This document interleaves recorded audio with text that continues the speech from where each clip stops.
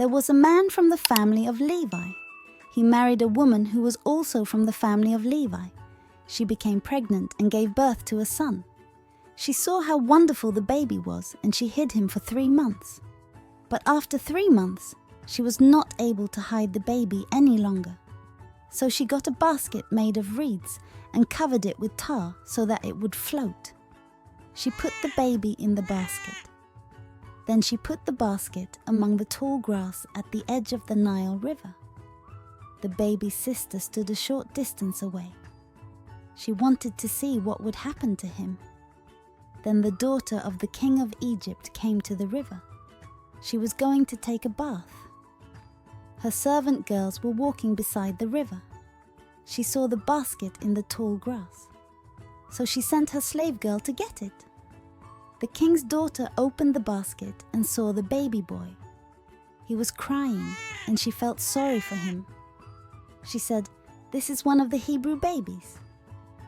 Then the baby's sister asked the king's daughter, "Would you like me to find a Hebrew woman to nurse the baby for you?" The king's daughter said, "Yes, please." So the girl went and got the baby's own mother. The king's daughter said to the woman, "Take this baby and nurse him for me. I will pay you." So the woman took her baby and nursed him. After the child had grown older, the woman took him to the king's daughter. She adopted the baby as her own son. The king's daughter named him Moses because she had pulled him out of the water. Moses grew and became a man. One day he visited his people, the Hebrews. He saw that they were forced to work very hard. He saw an Egyptian beating a Hebrew man, one of Moses' own people. Moses looked all around and saw that no one was watching. So he killed the Egyptian and hid his body in the sand. The next day, Moses returned and saw 2 Hebrew men fighting each other. He saw that one man was in the wrong. Moses said to that man, "Why are you hitting one of your own people?" The man answered, "Who made you our ruler and judge? Are you going to kill me as you killed the Egyptian?" Then Moses was afraid. He thought, "Now everyone knows what I did." When the king heard about what Moses had done, he tried to kill Moses. But Moses ran away from the king and went to live in the land of Midian. There he sat down near a well. There was a priest in Midian who had 7 daughters. His daughters went to that well to get water for their father's sheep. They were trying to fill the water troughs for their father's sheep. But some shepherds came and chased the girls away. Then Moses defended the girls and watered their sheep. Then they went back to their father Reuel, also called Jethro. He asked them, "Why have you come home early today?" The girls answered, "The shepherds chased us away, but an Egyptian defended us. He got water for us and watered our sheep." He asked his daughters, "Where is this man? Why did you leave him? Invite him to eat with us." Moses agreed to stay with Jethro, and he gave his daughter Zipporah to Moses to be his wife. Zipporah gave birth to a son, and Moses named him Gershom. Moses named him this because Moses was a stranger in a land that was not his own. After a long time, the king of Egypt died. The people of Israel groaned because they were forced to work very hard. They cried for help, and God heard them. God heard their cries, and he remembered the agreement he had made with Abraham, Isaac, and Jacob. God saw the troubles of the people of Israel, and he was concerned about them. One day Moses was taking care of Jethro's sheep. Jethro was the priest of Midian and also Moses' father-in-law. Moses led the sheep to the west side of the desert. He came to Sinai, the mountain of God. There the angel of the Lord appeared to Moses in flames of fire coming out of a bush. Moses saw that the bush was on fire, but it was not burning up. So Moses said, "I will go closer to this strange thing. How can a bush continue burning without burning up?" The Lord saw Moses was coming to look at the bush.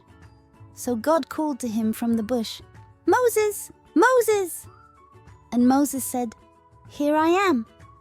Then God said, "Do not come any closer. Take off your sandals. You are standing on holy ground. I am the God of your ancestors. I am the God of Abraham, the God of Isaac, and the God of Jacob." Moses covered his face because he was afraid to look at God. The Lord said, "I have seen the troubles my people have suffered in Egypt, and I have heard their cries when the Egyptian slave masters hurt them. I am concerned about their pain. I have come down to save them from the Egyptians. I will bring them out of that land. I will lead them to a good land with lots of room. This is a land where much food grows. This is the land of these people, the Canaanites, Hittites, Amorites, Perizzites, Hivites, and Jebusites. I have heard the cries of the people of Israel. I have seen the way the Egyptians have made life hard for them, so now I'm sending you to the king of Egypt. Go, bring my people, the Israelites, out of Egypt." But Moses said to God, "I am not a great man. Why should I be the one to go to the king and lead the Israelites out of Egypt?" God said, "I will be with you. This will be the proof that I am sending you. You will lead the people out of Egypt. Then all of you will worship me on this mountain." Moses said to God, "When I go to the Israelites, I will say to them, 'The God of your ancestors sent me to you.' What if the people say, 'What is his name?' What should I tell them?" Then God said to Moses, "I am who I am. When you go to the people of Israel, tell them, 'I am sent me to you.'" God also said to Moses, "This is what you should tell the people. The Lord is the God of your ancestors. He is the God of Abraham, the God of Isaac, and the God of Jacob.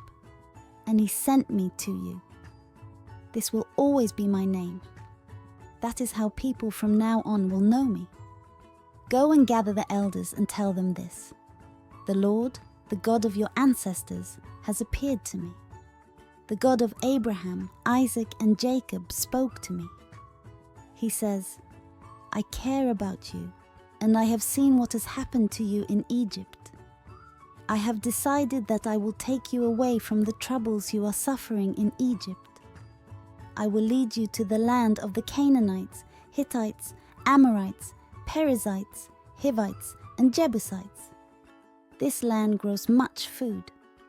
The elders will listen to you, and then you and the elders of Israel will go to the king of Egypt. You will tell him, "The Lord, the God of the Hebrews, appeared to us. Let us travel 3 days into the desert.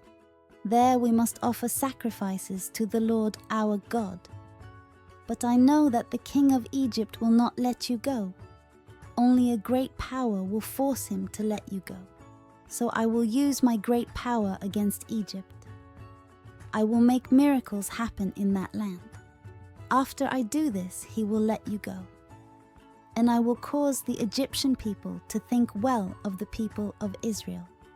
So when you leave, they will give gifts to your people. Each Hebrew woman will ask her Egyptian neighbor and any Egyptian woman living in her house for gifts.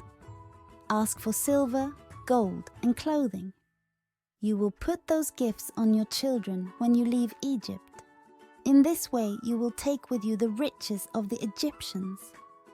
Moses answered God, "What if the people of Israel do not believe me or listen to me? What if they say, 'The Lord did not appear to you'?" The Lord said to him, "What is that in your hand?" Moses answered, "It is my walking stick." The Lord said, "Throw it on the ground." So Moses threw it on the ground, and it became a snake. Moses ran from the snake. But the Lord said to him, "Reach out and grab the snake by its tail." So Moses reached out and took hold of the snake. When he did this, it again became a stick in his hand. The Lord said, When this happens, the Israelites will believe that the Lord appeared to you. I am the God of their ancestors. I am the God of Abraham, the God of Isaac, and the God of Jacob." Then the Lord said to Moses, "Put your hand inside your coat." So Moses put his hand inside his coat. When he took his hand out, it was white with a harmful skin disease. Then the Lord said, "Now put your hand inside your coat again." So Moses put his hand inside his coat again. When he took it out, his hand was healthy again. It was like the rest of his skin. Then the Lord said, "The people may not believe you or be convinced by the first miracle. They may believe you when you show them this second miracle. After these 2 miracles, they still may not believe or listen to you. Then take some water from the Nile River, pour it on the dry ground. The water will become blood when it touches the ground." But Moses said to the Lord, "But Lord, I am not a skilled speaker. I have never been able to speak well. And now, even after talking to you, I am not a good speaker. I speak slowly and can't find the best words." Then the Lord said to him, "Who made man's mouth? And who makes him deaf or not able to speak? Or who gives a man sight or makes him blind? It is I, the Lord. Now go, I will help you speak. I will tell you what to say." But Moses said, "Please, Lord, send someone else." The Lord became angry with Moses. He said, "Your brother Aaron from the family of Levi is a skilled speaker. He is already coming to meet you, and he will be happy when he sees you. I will tell you what to say. Then you will tell Aaron. I will help both of you know what to say and do. And Aaron will speak to the people for you. You will tell him what God says, and he will speak for you. Take your walking stick with you. Use it to do the miracles." Then Moses went back to Jethro, his father-in-law. Moses said to him, "Let me go back to my people in Egypt. I want to see if they are still alive." Jethro said to Moses, "You may go. Have a safe trip." While Moses was still in Midian, the Lord said to him, "Go back to Egypt. The men who wanted to kill you are dead now." So Moses took his wife and his sons and put them on a donkey. Then he started back to Egypt. He took with him the walking stick of God. The Lord said to Moses, "When you get back to Egypt, do all the miracles. I have given you the power to do them. Show them to the king of Egypt. But I will make the king very stubborn. He will not let the people go. Then say to the king, 'This is what the Lord says. Israel is my firstborn son, and I told you to let my son go. Let him go so he may worship me. But you refused to let Israel go, so I will kill your firstborn son.'" As Moses was on his way to Egypt, he stopped at a resting place for the night. The Lord met him there and tried to kill him. But Zipporah took a flint knife and circumcised her son. She took the skin and touched Moses' feet with it. Then she said to him, "You are a bridegroom of blood to me." Zipporah said this because she had to circumcise her son. So the Lord did not kill Moses. Meanwhile, the Lord said to Aaron, "Go out into the desert to meet Moses." When Aaron went, he met Moses at Sinai, the mountain of God, and kissed him. Moses told Aaron everything the Lord had said to him when he sent him to Egypt, and Moses told him about the miracles which the Lord had commanded him to do. So Moses and Aaron gathered all the elders of the Israelites. Aaron told them everything that the Lord had told Moses. Then Moses did the miracles for all the people to see. So the Israelites believed.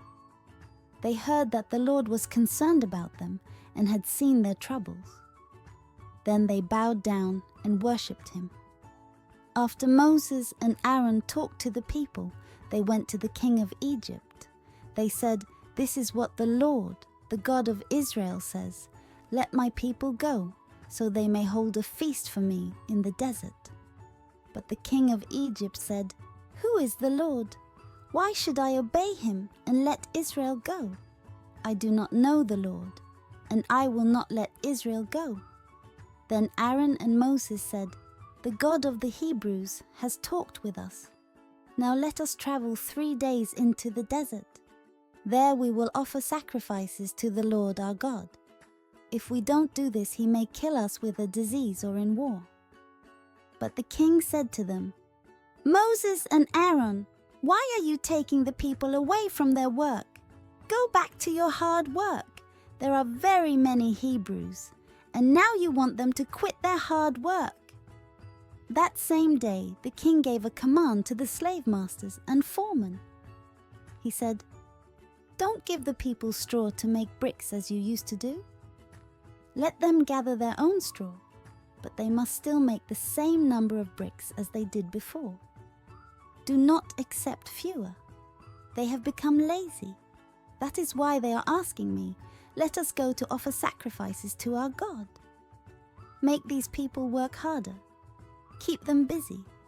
Then they will not have time to listen to the lies of Moses." So the slave masters and foremen went to the Israelites and said, "This is what the king says. I will no longer give you straw. Go and get your own straw wherever you can find it, but you must make as many bricks as you made before." So the people went everywhere in Egypt looking for dry stalks to use for straw. The slave masters kept forcing the people to work harder. They said, "You must make just as many bricks as you did when you were given straw." The king's slave masters had chosen the Israelite foremen. They had made them responsible for the work the people did. The Egyptian slave masters beat these men and asked them, "Why aren't you making as many bricks as you made in the past?" Then the Israelite foremen went to the king. They complained and said, "Why are you treating us, your servants, this way? You give us no straw, but we are commanded to make bricks. Our slave masters beat us, but it is your own people's fault." The king answered, "You are lazy. You don't want to work. That is why you asked to leave here and make sacrifices to the Lord. Now go back to work. We will not give you any straw, but you must make just as many bricks as you did before." The Israelite foremen knew they were in trouble. This was because the king had told them, "You must make just as many bricks each day as you did before." As they were leaving the meeting with the king, they met Moses and Aaron. Moses and Aaron were waiting for them. So they said to Moses and Aaron, "May the Lord punish you. You caused the king and his officers to hate us. You have given them an excuse to kill us." Then Moses returned to the Lord and said, "Lord, why have you brought this trouble on your people? Is this why you sent me here? I went to the king and said what you told me to say. But ever since that time he has made the people suffer, and you have done nothing to save them." Then the Lord said to Moses, "Now you will see what I will do to the king of Egypt. I will use my great power against him, and he will let my people go. Because of my power, he will force them out of his country." Then God said to Moses, "I am the Lord. I appeared to Abraham, Isaac, and Jacob by the name, God All-Powerful. But they did not know me by my name, the Lord. I also made my agreement with them to give them the land of Canaan. They lived in that land, but it was not their own land. Now I have heard the cries of the Israelites. The Egyptians are treating them as slaves. And I remember my agreement. So tell the people of Israel that I say to them, I am the Lord. I will save you from the hard work the Egyptians force you to do. I will make you free. You will not be slaves to the Egyptians. I will free you by my great power, and I will punish the Egyptians terribly. I will make you my own people, and I will be your God. You will know that I am the Lord your God. I am the one who saves you from the hard work the Egyptians force you to do. I will lead you to the land that I promised to Abraham, Isaac, and Jacob. I will give you that land to own. I am the Lord." So Moses told this to the people of Israel, but they would not listen to him. They were discouraged, and their slavery was hard. Then the Lord said to Moses, "Go tell the king of Egypt that he must let the Israelites leave his land." But Moses answered, "The Israelites will not listen to me, so surely the king will not listen to me either. I am not a good speaker." But the Lord told Moses and Aaron to talk to the king. He commanded them to lead the Israelites out of Egypt. The Lord spoke to Moses in the land of Egypt. He said, "I am the Lord. Tell the king of Egypt everything I tell you." But Moses answered, "I am not a good speaker. The king will not listen to me." The Lord said to Moses, "I have made you like God to the king of Egypt, and your brother Aaron will be like a prophet for you. Tell Aaron your brother everything that I command you. Then let him tell the king of Egypt to let the Israelites leave his country. But I will make the king stubborn. Then I will do many miracles in Egypt, but he will still refuse to listen. So then I will punish Egypt terribly, and I will lead my divisions, my people the Israelites, out of that land. I will punish Egypt with my power, and I will bring the Israelites out of that land. Then they will know I am the Lord." Moses and Aaron did just as the Lord had commanded them.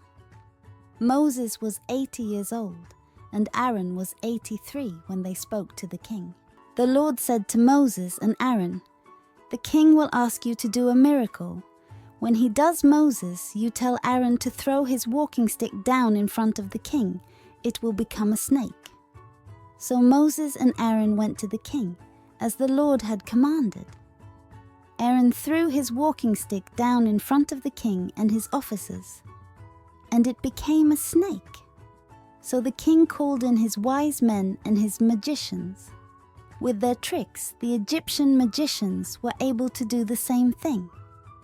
They threw their walking sticks on the ground, and their sticks became snakes. But then Aaron's snake swallowed theirs. But the king was stubborn.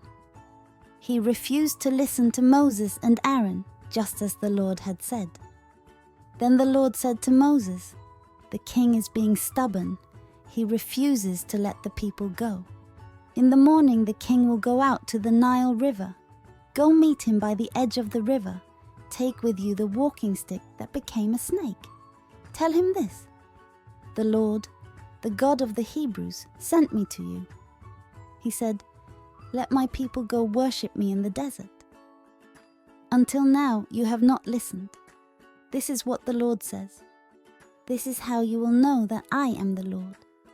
I will strike the water of the Nile River with this stick in my hand, and the water will change into blood.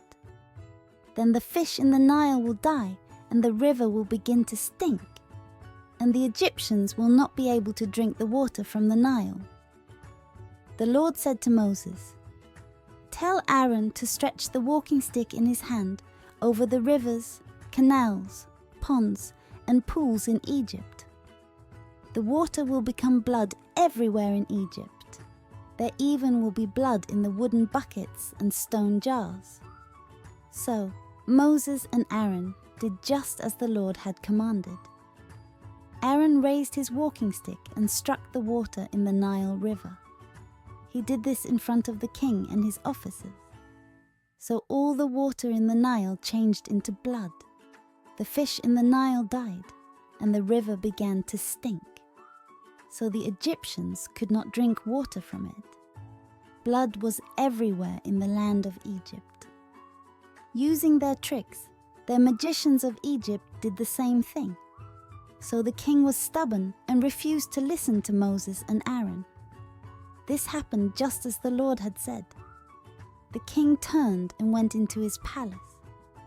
He ignored what Moses and Aaron had done.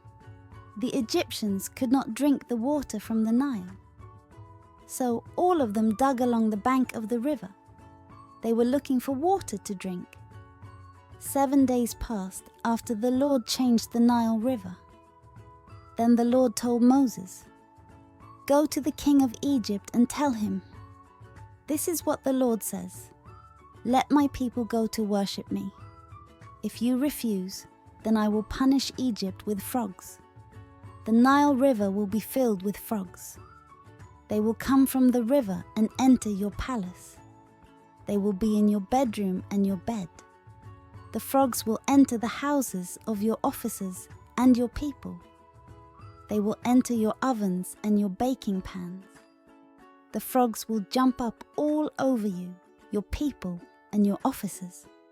Then the Lord said to Moses, "Tell Aaron to hold his walking stick in his hand over the rivers, canals and ponds.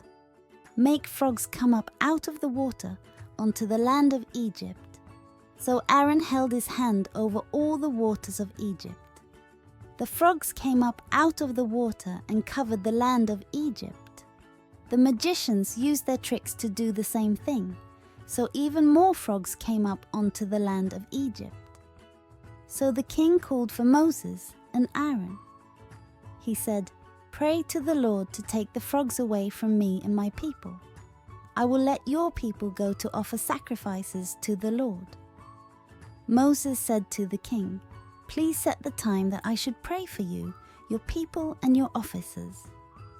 Then the frogs will leave you and your houses. They will remain only in the Nile." The king answered, "Tomorrow." Moses said, "What you want will happen. By this you will know that there is no one like the Lord our God. The frogs will leave you, your houses, your officers, and your people. They will remain only in the Nile." Moses and Aaron left the king. Moses asked the Lord about the frogs he had sent to the king, and the Lord did as Moses asked. The frogs died in the houses, in the yards, and in the fields. The Egyptians put them in piles. The whole country began to stink. When the king saw that they were free of the frogs, he became stubborn again. He did not listen to Moses and Aaron, just as the Lord had said. Then the Lord said to Moses, "Tell Aaron to raise his walking stick and strike the dust on the ground. Then everywhere in Egypt the dust will change into gnats." They did this. Aaron raised the walking stick that was in his hand and struck the dust on the ground. Then everywhere in Egypt the dust changed into gnats. The gnats got on the people and animals. Using their tricks, the magicians tried to do the same thing, but they could not make the dust change into gnats. The gnats remained on the people and animals. So the magicians told the king that the power of God had done this. But the king was stubborn and refused to listen to them. This happened just as the Lord had said. The Lord told Moses, "Get up early in the morning, meet the king of Egypt as he goes out to the river. Tell him, 'This is what the Lord says. Let my people go so they can worship me. If you don't let them go, I will send swarms of flies. I will send them into your houses. The flies will be on you, your officers, and your people. The houses of Egypt will be full of flies, and they will be all over the ground too. But I will not treat the people of Israel the same as the Egyptian people. There will not be any flies in the land of Goshen where my people live. By this you will know that I, the Lord, am in this land. I will treat my people differently from your people. This miracle will happen tomorrow." So the Lord did as he had said. Great swarms of flies came into the king's palace and his officers' houses. All over Egypt flies were ruining the land. The king called for Moses and Aaron. He told them, "Offer sacrifices to your God here in this country." But Moses said, "It wouldn't be right to do that. The Egyptians hate the sacrifices we offer to the Lord our God." They will see us offer sacrifices they hate. Then they will throw stones at us and kill us. Let us make a 3-day journey into the desert. We must offer sacrifices to the Lord our God there. This is what the Lord told us to do." The king said, "I will let you go. Then you may offer sacrifices to the Lord your God in the desert. But you must not go very far away. Now go and pray for me." Moses said, "I will leave and pray to the Lord. He will take the flies away from you, your officers and your people tomorrow. But do not try to trick us again. Do not stop the people from going to offer sacrifices to the Lord." So Moses left the king and prayed to the Lord. And the Lord did as Moses asked. He removed the flies from the king, his officers and his people. Not one fly was left. But the king became stubborn again and did not let the people go. Then the Lord told Moses, "Go to the king of Egypt. Tell him, 'This is what the Lord, the God of the Hebrews, says. Let my people go to worship me.' You might refuse to let them go and continue to hold them. Then the Lord will punish you. He will send a terrible disease on all your farm animals. He will cause all of your horses, donkeys, camels, cattle, and sheep to become sick. But the Lord will treat Israel's animals differently from the animals of Egypt. None of the animals that belong to the Israelites will die. The Lord has set tomorrow as the time he will do this in the land." The next day, the Lord did as he promised. All the farm animals in Egypt died, but none of the animals belonging to Israelites died. The king sent people to see what had happened to the animals of Israel. They found that not one of them had died, but the king was still stubborn. He did not let the people go. The Lord said to Moses and Aaron, "Fill your hands with the ashes from a furnace." "Moses, throw the ashes into the air in front of the king of Egypt. The ashes will spread like dust through all the land of Egypt. The dust will cause boils to break out and become sores on the skin. These sores will be on people and animals everywhere in the land." So Moses and Aaron took ashes from a furnace.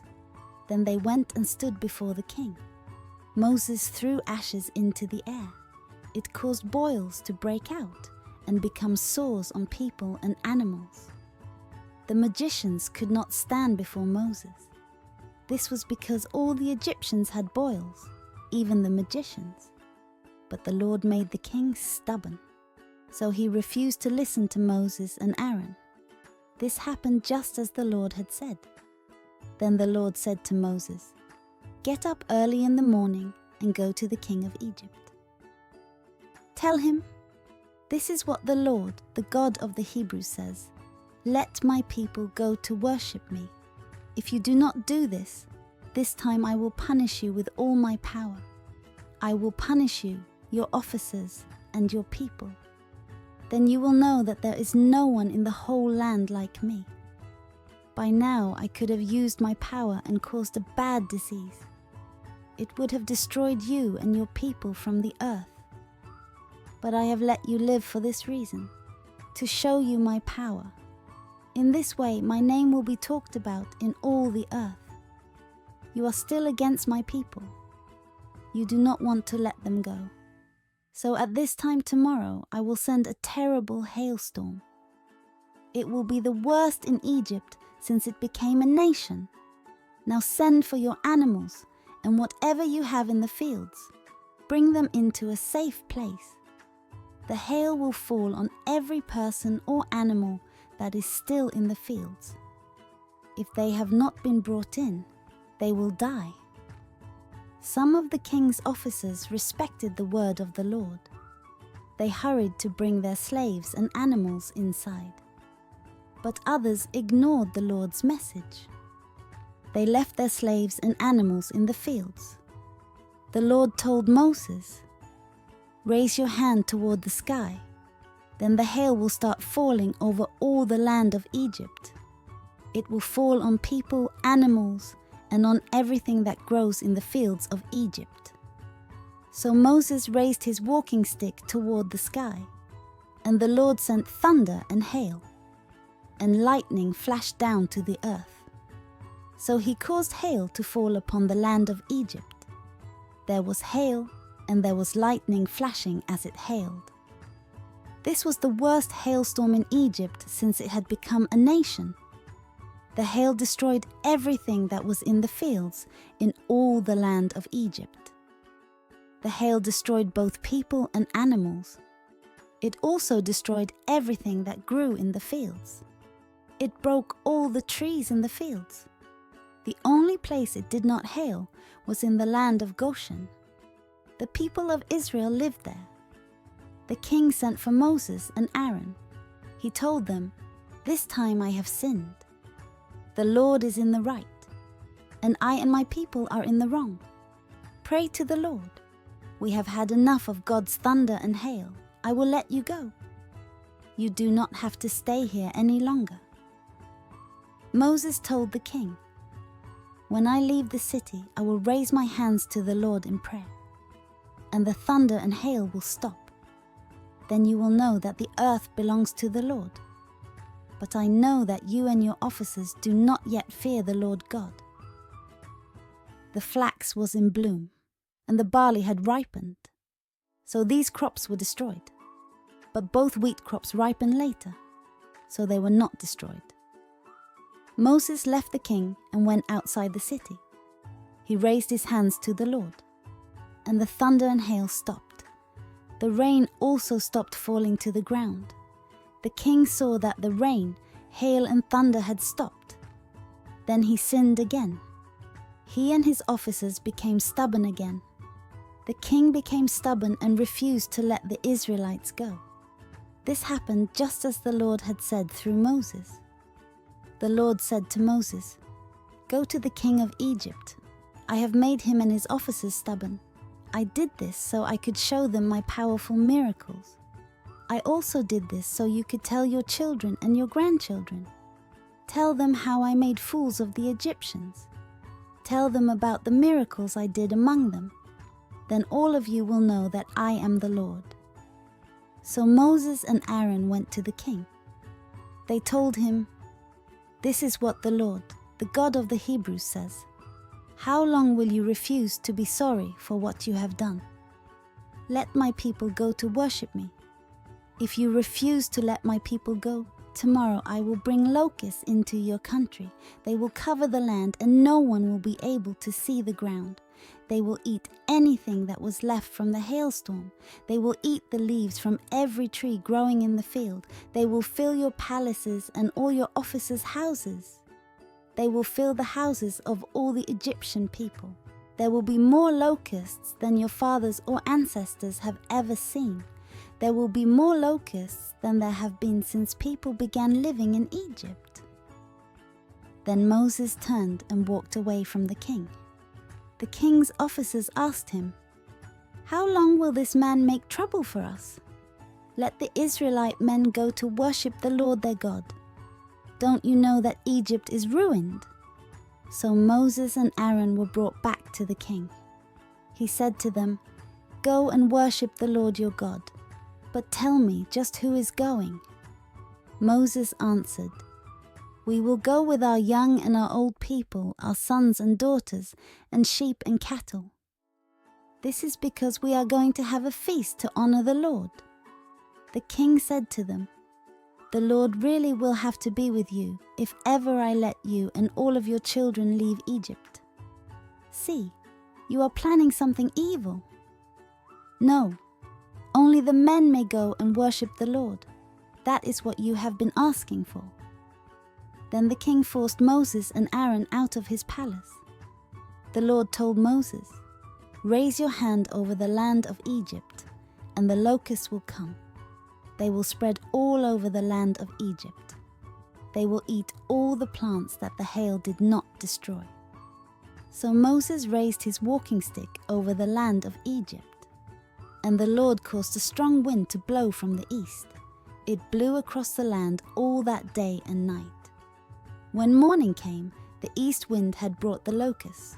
Swarms of locusts covered all the land of Egypt and settled everywhere.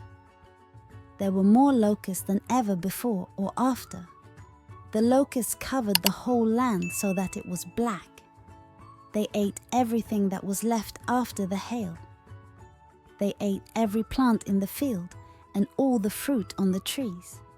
Nothing green was left on any tree or plant anywhere in Egypt. The king quickly called for Moses and Aaron. He said, "I have sinned against the Lord your God and against you. Now forgive my sin this time. Pray to the Lord your God. Ask him to stop this punishment that kills." Moses left the king and prayed to the Lord. So the Lord changed the wind. He made a very strong wind to blow from the west. It blew the locusts away into the Red Sea. Not one locust was left anywhere in Egypt. But the Lord caused the king to be stubborn again, and he did not let the people of Israel go. Then the Lord told Moses, "Raise your hand toward the sky, and darkness will cover the land of Egypt. It will be so dark you will be able to feel it." So Moses raised his hand toward the sky. Then total darkness was everywhere in Egypt for 3 days. No one could see anyone else, and no one could go anywhere for 3 days. But the Israelites had light where they lived. Again, the king of Egypt called for Moses. He said, "All of you may go and worship the Lord. You may take your women and children with you, but you must leave your sheep and cattle here." Moses said, "You must let us have animals to use as sacrifices and burnt offerings. We have to offer them to the Lord our God, so we must take our animals with us. Not a hoof will be left behind. We have to use some of the animals to worship the Lord our God. We do not yet know exactly what we will need to worship the Lord. We will know when we get there." But the Lord made the king stubborn again, so he refused to let them go. Then he told Moses, "Get out of here! Don't come here again! The next time you see me, you will die." Then Moses told the king, "I'll do what you say. I will not come to see you again."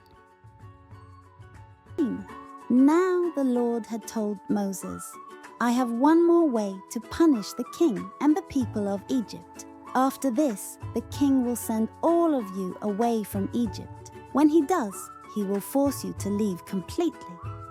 Tell the men and women of Israel to ask their neighbors for things made of silver and gold."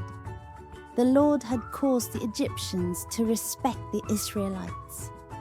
The king's officers and the Egyptian people already considered Moses to be a great man. So Moses said to the king, "This is what the Lord says. About midnight tonight I will go through all Egypt. Every firstborn son in the land of Egypt will die. The firstborn son of the king, who sits on his throne, will die. Even the firstborn of the slave girl grinding grain will die. Also the firstborn farm animals will die. There will be loud crying everywhere in Egypt. It will be worse than any time before or after this. But not even a dog will bark at the Israelites or their animals. Then you will know that the Lord treats Israel differently from Egypt. Then all your officers will come to me. They will bow face down to the ground before me. They will say, 'Leave and take all your people with you.' After that, I will leave." Then Moses very angrily left the king. The Lord had told Moses, "The king will not listen to you and Aaron. This is so that I may do many miracles in the land of Egypt." Moses and Aaron did all these great miracles in front of the king, but the Lord made him stubborn, and the king would not let the people of Israel leave his country. The Lord spoke to Moses and Aaron in the land of Egypt. "This month will be the first month of the year for you. Both of you are to tell the whole community of Israel. On the 10th day of this month, each man must get 1 lamb. It is for the people in his house. There may not be enough people in his house to eat a whole lamb. Then he must share it with his closest neighbor. There must be enough lamb for everyone to eat. The lamb must be a 1-year-old male. It must have nothing wrong with it. This animal can be either a young sheep or a young goat. Keep the animal with you to take care of it until the 14th day of the month. On that day, all the people of the community of Israel will kill these animals. They will do this as soon as the sun goes down. The people must take some of the blood. They must put it on the sides and tops of the door frames. These are the door frames of the houses where they eat the lambs.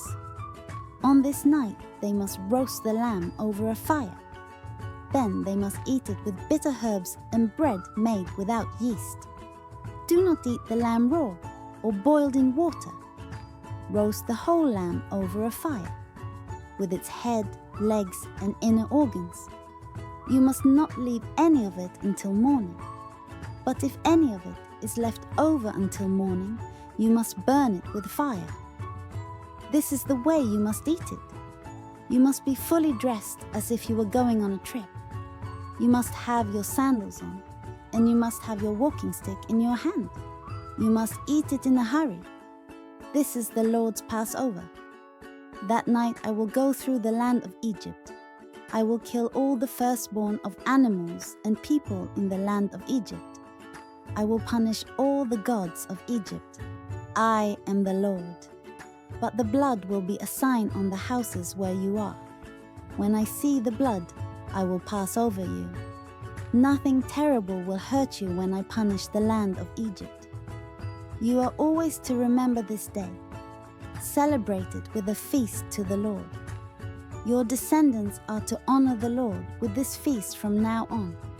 For this feast you must eat bread made without yeast for 7 days. On the first day of this feast, you are to remove all the yeast from your houses. No one should eat any yeast for the full 7 days of the feast. If anyone eats yeast, then that person will be separated from Israel. You are to have holy meetings on the first and last days of the feast. You must not do any work on these days. The only work you may do on these days is to prepare your meals. You must celebrate the feast of unleavened bread. Do this, because on this very day I brought your divisions of people out of Egypt.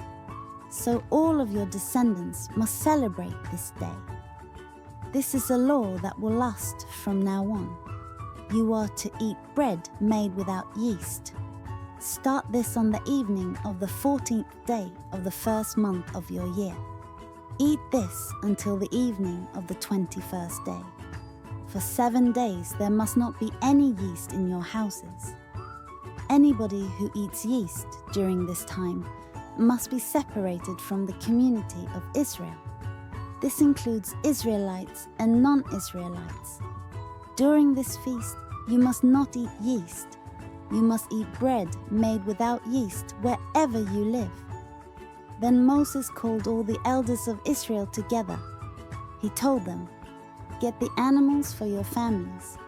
Kill the animals for the Passover. Take a branch of the hyssop plant and dip it into the bowl filled with blood. Wipe the blood on the sides and tops of the door frames. No one may leave his house until morning. The Lord will go through Egypt to kill the Egyptians.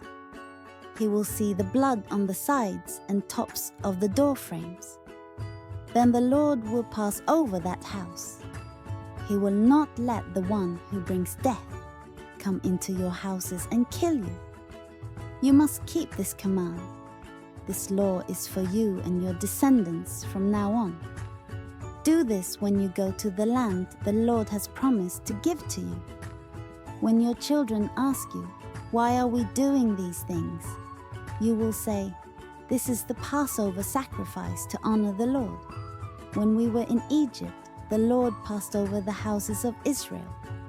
The Lord killed the Egyptians, but he saved our homes.'" So now the people bowed down and worshipped the Lord. They did just as the Lord commanded Moses and Aaron. At midnight, the Lord killed all the firstborn sons in the land of Egypt. The firstborn of the king, who sat on the throne, died. Even the firstborn of the prisoner in jail died. Also all the firstborn farm animals died.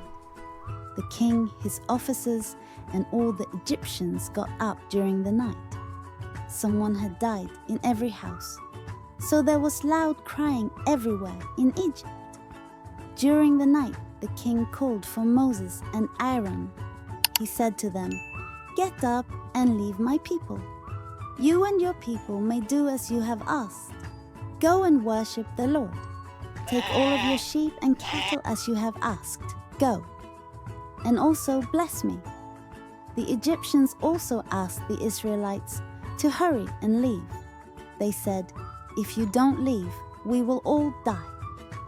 The people of Israel took their dough before the yeast was added. They wrapped the bowls for making dough in clothing and carried them on their shoulders. The people of Israel did what Moses told them to do. They asked their Egyptian neighbors for things made of silver and gold and for clothing. The Lord caused the Egyptians to think well of the Israelites. So the Israelites took rich gifts from the Egyptians. The Israelites traveled from Ramesses to Succoth. There were about 600,000 men walking. This does not include the women and children. Many other people who were not Israelites went with them. A large number of sheep, goats, and cattle went with them. The Israelites used the dough they had brought out of Egypt. They baked loaves of bread without yeast. The dough had no yeast in it, because they had been rushed out of Egypt, so they had no time to get food ready for their trip. The people of Israel had lived in Egypt for 430 years. On the day the 430 years ended, the Lord's divisions of people left Egypt. That night, the Lord kept watch to bring them out of Egypt. So on this same night, the Israelites are to keep watch. They are to do this to honor the Lord from now on. The Lord told Moses and Aaron, "Here are the rules for Passover. No foreigner is to eat the Passover. Suppose a person buys a slave and circumcises him. Then the slave may eat the Passover. But no one who lives for a short time in your country may eat it. No hired worker may eat it. The meal must be eaten inside the house. None of the meat is to be taken outside the house. Don't break any of the bones. The whole community of Israel must take part in this feast. A foreigner who lives with you may share in the Lord's Passover. But first, all the males in his house must be circumcised. Then, since he will be like a citizen of Israel, he may share in the meal. But a man who is not circumcised may not eat the Passover meal. The same rules apply to an Israelite born in the country, and they apply to a foreigner living there. So all the Israelites did just as the Lord had commanded Moses and Aaron. Then on that same day the Lord led the Israelites out of Egypt, the people left by divisions.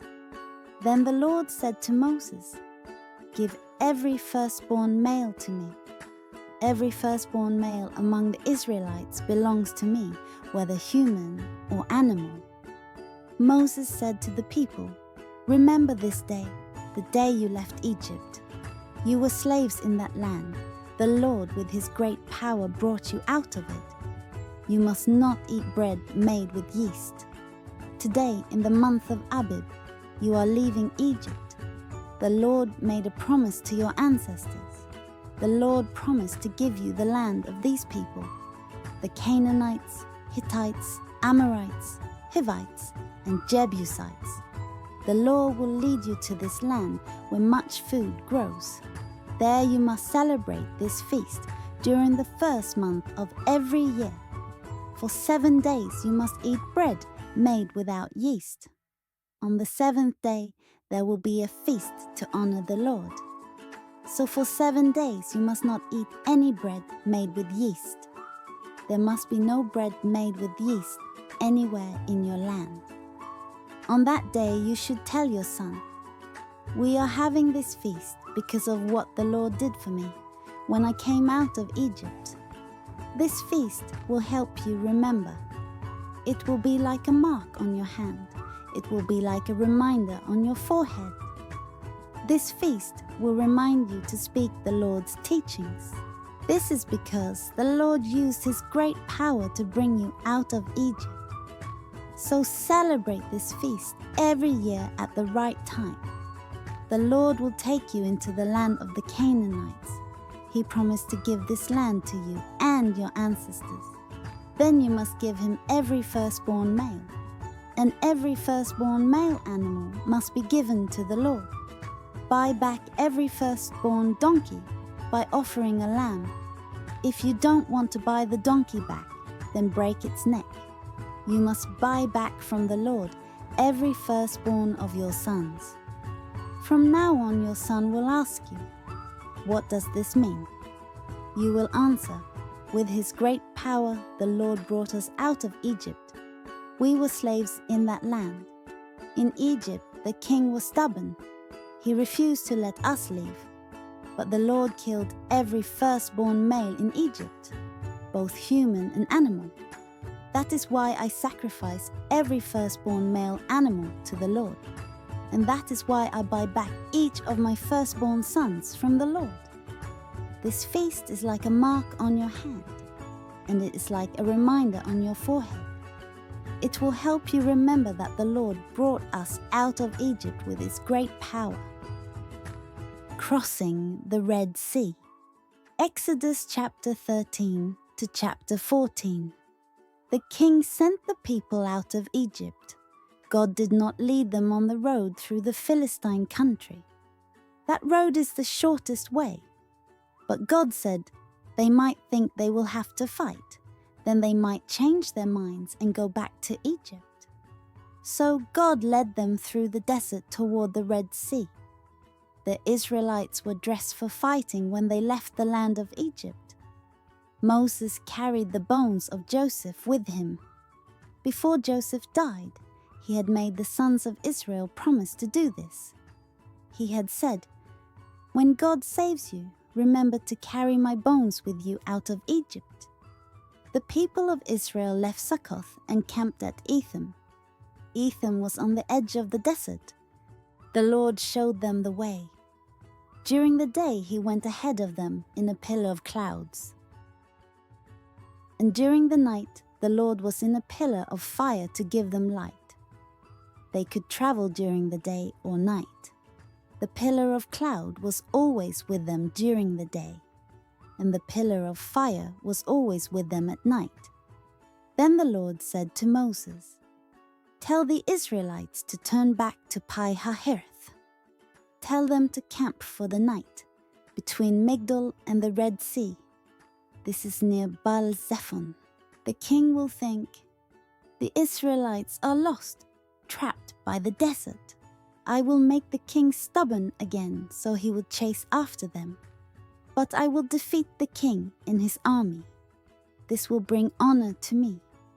Then the people of Egypt will know that I am the Lord." The people of Israel did just as they were told. The king of Egypt was told that the people of Israel had already left. Then he and his officers changed their minds about them. They said, "What have we done? We have let the people of Israel leave. We have lost our slaves." So the king prepared his war chariot and took his army with him. He took 600 of his best chariots. He also took all the other chariots of Egypt. Each chariot had an officer in it. The Lord made the king of Egypt stubborn. So he chased the Israelites, who were leaving victoriously. The king of Egypt came with his horses, chariot drivers, and army, and they chased the Israelites. They caught up with the Israelites while they were camped by the Red Sea. This was near Pi-hahiroth and Baal-zephon. The Israelites saw the king and his army coming after them. They were very frightened and cried to the Lord for help. They said to Moses, "What have you done to us? Why did you bring us out of Egypt to die in the desert? There were plenty of graves for us in Egypt. We told you in Egypt, 'Leave us alone. Let us stay and serve the Egyptians.' Now we will die in the desert." But Moses answered, "Don't be afraid. Stand still and see the Lord save you today. You will never see these Egyptians again after today. You will only need to remain calm. The Lord will fight for you." Then the Lord said to Moses, "Why are you crying out to me? Command the people of Israel to start moving. Raise your walking stick and hold it over the sea. The sea will split. Then the people can cross the sea on dry land. I have made the Egyptians stubborn, so they will chase the Israelites. But I will be honored when I defeat the king and all of his chariot drivers and chariots. I will defeat the king, his chariot drivers and chariots. Then Egypt will know that I am the Lord." The angel of God usually traveled in front of Israel's army. Now the angel of God moved behind them. Also, the pillar of cloud moved from in front of the people and stood behind them. So the cloud came between the Egyptians and the people of Israel. The cloud made it dark for the Egyptians, but it gave light to the Israelites. So the cloud kept the two armies apart all night. Moses held his hand over the sea. All that night the Lord drove back the sea with a strong east wind. And so he made the sea become dry ground. The water was split, and the Israelites went through the sea on dry land. A wall of water was on both sides. Then all the king's horses, chariots, and chariot drivers followed them into the sea. Between 2 and 6 o'clock in the morning, the Lord looked down from the pillar of cloud and fire at the Egyptian army. He made them panic. He kept the wheels of the chariots from turning. This made it hard to drive the chariots. The Egyptians shouted, "Let's get away from the Israelites. The Lord is fighting for them and against us Egyptians." Then the Lord told Moses, "Hold your hand over the sea. Then the water will come back over the Egyptians, their chariots and chariot drivers." So Moses raised his hand over the sea, and at dawn the water became deep again. The Egyptians were trying to run from it, but the Lord swept them away into the sea. The water became deep again. It covered the chariots and chariot drivers. So all the king's army that had followed the Israelites into the sea was covered. Not one of them survived. But the people of Israel crossed the sea on dry land. There was a wall of water on their right and on their left. So that day the Lord saved the Israelites from the Egyptians. And the Israelites saw the Egyptians lying dead on the seashore. When the people of Israel saw the great power that the Lord had used against the Egyptians, they feared the Lord, and they trusted the Lord and his servant Moses. Then the whole Israelite community left Elim. They came to the desert of Sin. This place was between Elim and Sinai. They came to this place on the 15th day of the 2nd month after they had left Egypt. Then the whole Israelite community grumbled to Moses and Aaron in the desert.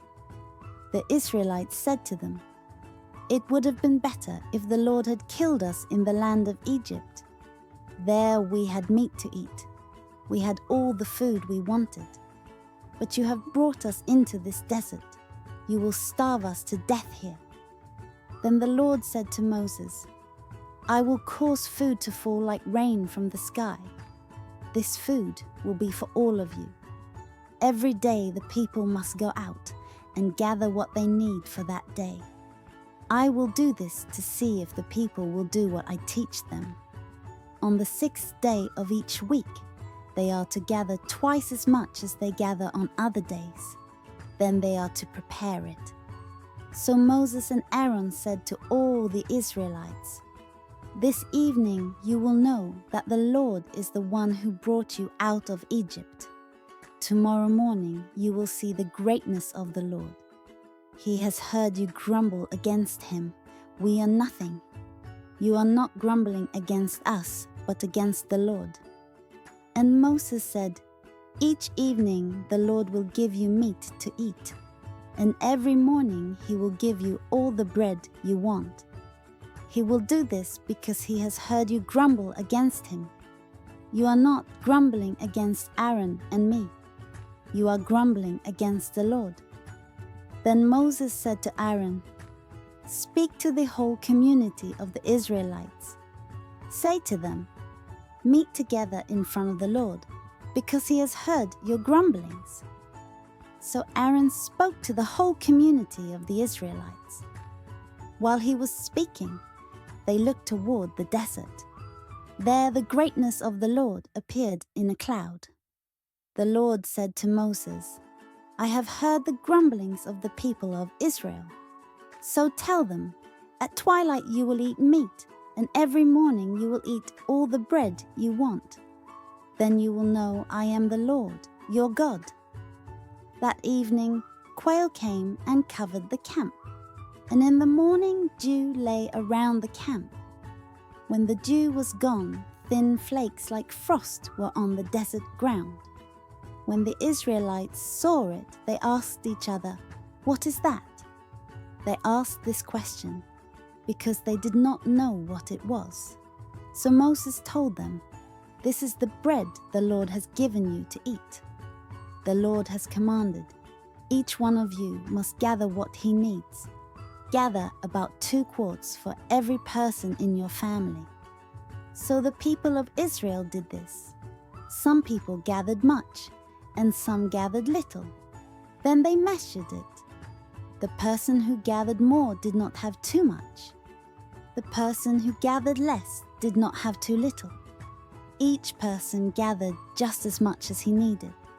Moses said to them, "Don't keep any of it to eat the next day." But some of the people did not listen to Moses. They kept part of it to eat the next morning.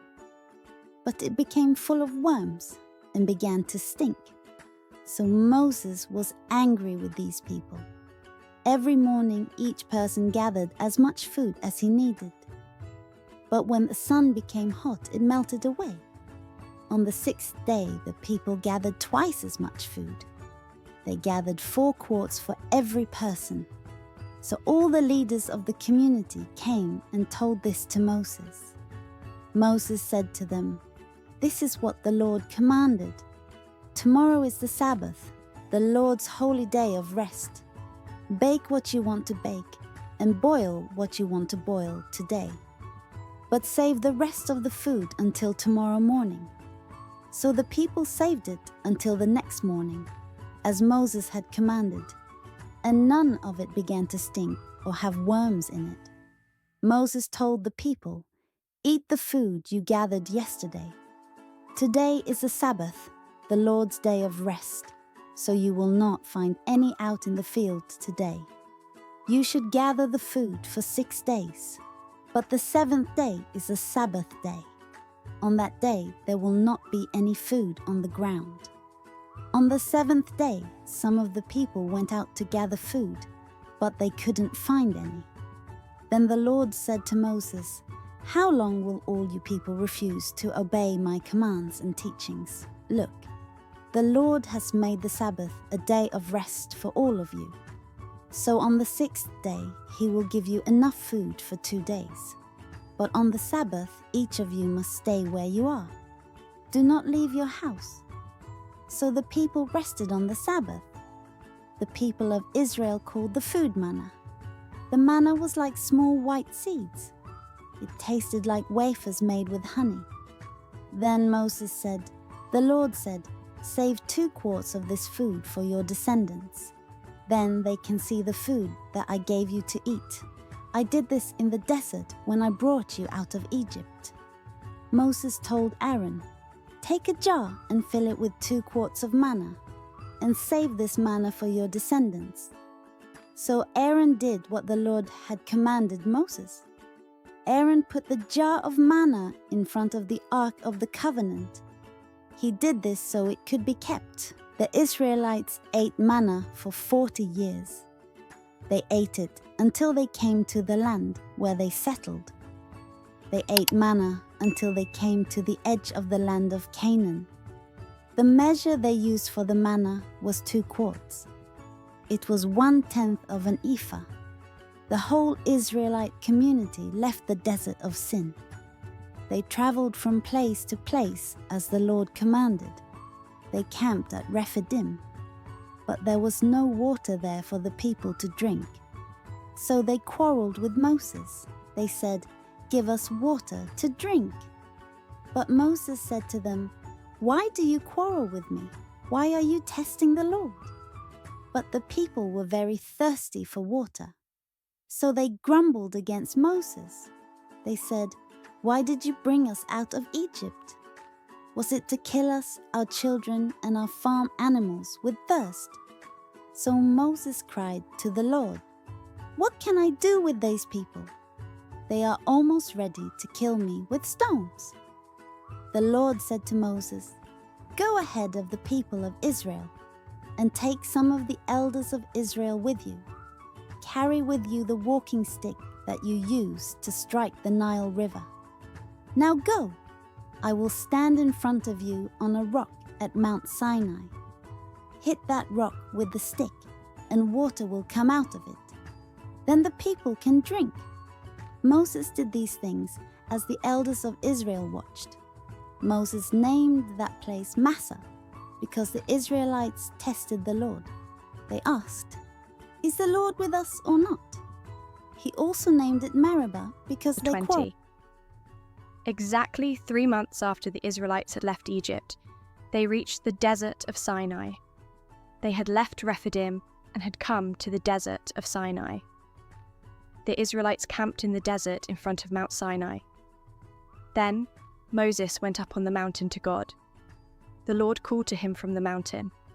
The Lord said, "Say this to the family of Jacob, and tell this to the people of Israel. Every one of you has seen what I did to the people of Egypt. You saw how I carried you out of Egypt. I did it as an eagle carries her young on her wings, and I brought you here to me. So now obey me and keep my agreement.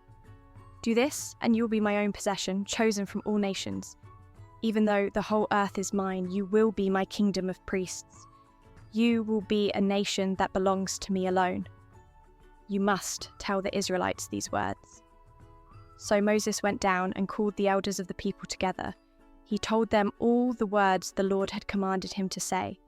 And all of the people answered together, "We will do everything he has said." Then Moses took their answer back to the Lord.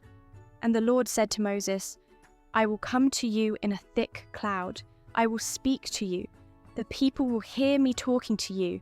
I will do this so the people will always trust you." Then Moses told the Lord what the people had said. The Lord said to Moses, "Go to the people and have them spend today and tomorrow preparing themselves. They must wash their clothes and be ready by the day after tomorrow. On that day I, the Lord, will come down on Mount Sinai, and all the people will see me. But you must set a limit around the mountain. The people are not to cross it. Tell the people not to go up on the mountain. Tell them not to touch the foot of it. Anyone who touches the mountain must be put to death. He must be put to death with stones or shot with arrows. No one is allowed to touch him. Whether it is a person or an animal, he will not live, but the trumpet will make a long blast. Only then may the people go up on the mountain." So Moses went down from the mountain to the people. He made them prepare themselves for service to God, and the people washed their clothes. Then Moses said to the people, "Be ready in 3 days. Do not have physical relations during this time." It was the morning of the 3rd day. There was thunder and lightning with a thick cloud on the mountain. and there was a very loud blast from a trumpet. All the people in the camp were frightened. Then Moses led the people out of the camp to meet God. They stood at the foot of the mountain. Mount Sinai was covered with smoke. This happened because the Lord came down on it in fire. The smoke rose from the mountain like smoke from a furnace, and the whole mountain shook wildly. The sound from the trumpet became louder. Then Moses spoke, and the voice of God answered him. So the Lord came down on the top of Mount Sinai. Then he called Moses to come up to the top of the mountain. So Moses went up. The Lord said to Moses, "Go down and warn the people. They must not force their way through to see me. If they do, many of them will die. Even the priests who may come near me must first prepare themselves. If they don't, I, the Lord, will punish them." Moses told the Lord, "The people cannot come up Mount Sinai. You yourself told us to set a limit around the mountain. We made it holy." The Lord said to him, "Go down and bring Aaron with you. But don't allow the priests or the people to force their way through. They must not come up to the Lord. If they do, I will punish them." So Moses went down to the people and told them these things. Then God spoke all these words. "I am the Lord your God. I brought you out of the land of Egypt where you were slaves. You must not have any other gods except me. You must not make for yourselves any idols. Don't make something that looks like anything in the sky above or on the earth below or in the water below the land. You must not worship or serve any idol. This is because I, the Lord your God, am a jealous God. A person may sin against me and hate me. I will punish his children, even his grandchildren and great-grandchildren. But I will be very kind to thousands who love me and obey my commands. You must not use the name of the Lord your God thoughtlessly. The Lord will punish anyone who is guilty and misuses his name. Remember to keep the Sabbath as a holy day. You may work and get everything done during 6 days each week. But the seventh day is a day of rest to honor the Lord your God. On that day, no one may do any work, not you, your son or daughter, or your men or women, slaves. Neither your animals nor the foreigners living in your cities may work. The reason is that in 6 days the Lord made everything. He made the sky, earth, sea, and everything in them. And on the seventh day he rested. So the Lord blessed the Sabbath day and made it holy. Honor your father and your mother. Then you will live a long time in the land. The Lord your God is going to give you this land. You must not murder anyone. You must not be guilty of adultery. You must not steal. You must not tell lies about your neighbor in court. You must not want to take your neighbor's house. You must not want his wife or his men or women slaves. You must not want his ox or his donkey. You must not want to take anything that belongs to your neighbor. The people heard the thunder and the trumpet. They saw the lightning on the mountain and smoke rising from the mountain. They shook with fear and stood far away from the mountain. Then they said to Moses, "Speak to us yourself. Then we will listen. But don't let God speak to us, or we will die." Then Moses said to the people, "Don't be afraid. God has come to test you. He wants you to respect him so you will not sin." The people stood far away from the mountain while Moses went near the dark cloud where God was. Then the Lord told Moses to say these things to the Israelites. "You yourselves have seen that I talked with you from heaven. You must not use gold or silver to make idols for yourselves. You must not worship these false gods in addition to me. Make an altar of dirt for me. Offer your whole burnt offerings and fellowship offerings on this altar as a sacrifice to me. Use your sheep and your cattle to do this. Worship me in every place that I choose. Then I will come and bless you. You may use stones to make an altar for me. But don't use stones that you have made smooth with tools. You must not use any tools on the stones. If you do, you make them unsuitable for use in worship. And you must not make steps leading up to my altar. If you go up steps, people will be able to see under your clothes. Exactly 3 months after the Israelites had left Egypt, they reached the desert of Sinai. They had left Rephidim and had come to the desert of Sinai. The Israelites camped in the desert in front of Mount Sinai. Then Moses went up on the mountain to God. The people saw that a long time had passed, and Moses had not come down from the mountain. So they gathered around Aaron. They said to him, "Moses led us out of Egypt, but we don't know what has happened to him. So make us gods who will lead us." Aaron said to the people, "Take off the gold earrings that your wives, sons and daughters are wearing. Bring them to me." So all the people took their gold earrings and brought them to Aaron. Aaron took the gold from the people. Then he melted it and made a statue of a calf. He finished it with a tool. Then the people said, "Israel, these are your gods who brought you out of the land of Egypt." Aaron saw all this, and he built an altar before the calf. Then he made an announcement. He said, "Tomorrow there will be a special feast to honor the Lord." The people got up early the next morning. They offered whole burnt offerings and fellowship offerings. First the people sat down to eat and drink. Then they got up and had wild parties. And the Lord said to Moses, "Go down from this mountain. Your people, the people you brought out of the land of Egypt, have done a terrible sin. They have quickly turned away from the things I commanded them to do. They have made for themselves a calf of melted gold. They have worshipped that calf and offered sacrifices to it. The people have said, 'Israel, these are your gods who brought you out of Egypt.' The Lord said to Moses, 'I have seen these people. I know that they are very stubborn people. So now do not stop me.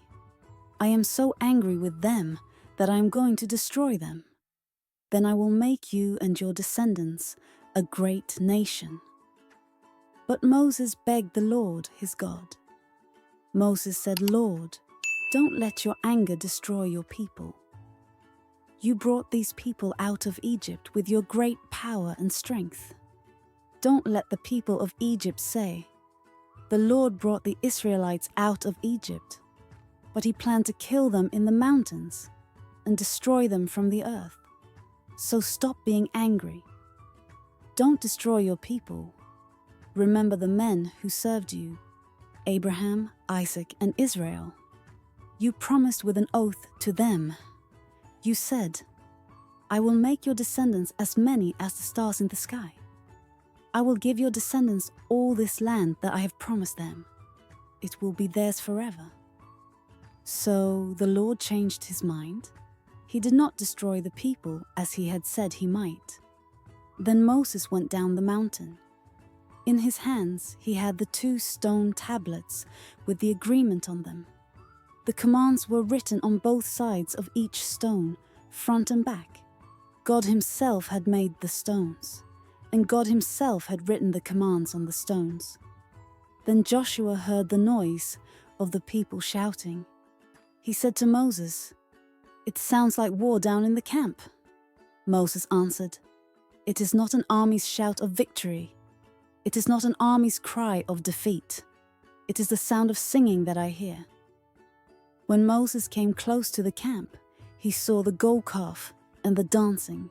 He became very angry. He threw down the stone tablets which he was carrying. He broke them at the bottom of the mountain. Then he took the calf that the people had made. He melted it in the fire, and he ground the gold until it became powder. He threw the powder into the water, and he forced the Israelites to drink that water. Moses said to Aaron, "What did these people do to you? Why did you cause them to do such a terrible sin?" Aaron answered, "Don't be angry, Master. You know that these people are always ready to do wrong. The people said to me, "Moses led us out of Egypt, but we don't know what has happened to him. So make us gods who will lead us." So I told the people, "Take off your gold jewelry." So they gave me the gold. I threw it into the fire, and out came this calf. Moses saw that the people were acting wildly. He saw that Aaron had let them get out of control. Their enemies would laugh at them. So Moses stood at the entrance to the camp. He said, "Let anyone who wants to follow the Lord come to me." And all the people from the family of Levi gathered around Moses. Then Moses said to them, "The Lord, the God of Israel, says this: every man must put on his sword and go through the camp from one end to the other. Each man must kill his brother, his friend, and his neighbor." The people from the family of Levi obeyed Moses. That day about 3,000 of the people of Israel died. Then Moses said, "Today you have been given for service to the Lord. You were willing to kill your own sons and brothers, and God has blessed you for this." The next day Moses told the people, "You have done a terrible sin, but now I will go up to the Lord. Maybe I can do something so your sins will be removed. Then you will belong to God again." So Moses went back to the Lord and said, "How terrible it is! These people have sinned horribly. They have made for themselves gods from gold. Now forgive them of this sin. If you will not, then erase my name. Erase it from the book in which you have written the names of your people." But the Lord told Moses, "I will erase from my book the names of the people who sin against me. So now go, lead the people where I have told you. My angel will lead you. When the time comes to punish, I will punish them for their sin." So the Lord caused terrible things to happen to the people. He did this because of what they did with the calf Aaron had made. Then the Lord said to Moses, "You and the people you brought out of Egypt must leave this place. Go to the land that I promised with an oath to give to Abraham, Isaac, and Jacob. I said, I will give that land to your descendants. I will send an angel to lead you, and I will force these people out of the land: the Canaanites, Amorites, Hittites, Perizzites, Hivites, and Jebusites. Go up to the land where much food grows. But I will not go with you. This is because I might destroy you on the way. You are such a stubborn people." The people heard this bad news and they became very sad. None of them put on jewelry. This was because the Lord had said to Moses, "Tell the Israelites, you are a stubborn people. If I were to go with you even for a moment, I would destroy you. So take off all your jewelry. Then I will decide what to do with you." So the people of Israel took off their jewelry at Mount Sinai. Moses used to take a tent and set it up a long way outside the camp. Moses called it the meeting tent. A person might want to ask the Lord about something. Then he would go to the meeting tent outside the camp. Anytime Moses went out to the tent, all the people would rise. They stood at the entrances of their tents and watched Moses until he entered the meeting tent. When Moses went into the tent, the pillar of cloud would always come down. It would stay at the entrance of the tent while the Lord spoke with Moses. The people saw the pillar of cloud at the entrance of the tent. Then they stood and worshipped, each person at the entrance of his own tent. The Lord spoke to Moses face to face, as a man speaks with his friend. Then Moses would return to the camp. But Moses' young helper, Joshua son of Nun, did not leave the tent. Moses said to the Lord, "You have told me to lead these people, but you did not say whom you would send with me. You have said to me, 'I know you very well. I am pleased with you. If I have truly pleased you, show me your plans.' Then I may know you and continue to please you. Remember that this nation is your people." The Lord answered, "I myself will go with you, and I will give you victory." Then Moses said to him, "If you yourself don't go with us, then don't send us away from this place. If you don't go with us, no one will know that you are pleased with me and your people. These people and I would be no different from any other people on earth." Then the Lord said to Moses, "I will do what you ask. This is because I know you very well and I am pleased with you." Then Moses said, "Now, please show me your greatness." The Lord answered, "I will cause all my goodness to pass in front of you. I will announce my name, the Lord, so you can hear it. I will show kindness to anyone I want to show kindness. I will show mercy to anyone I want to show mercy. But you cannot see my face. No one can see me and stay alive. There is a place near me where you may stand on a rock. My greatness will pass that place. I will put you in a large crack in that rock, and I will cover you with my hand until I have passed by. Then I will take away my hand, and you will see my back, but my face must not be seen." Thank you for watching. Please like, share, and subscribe for more of our videos. See you next time. Bye for now.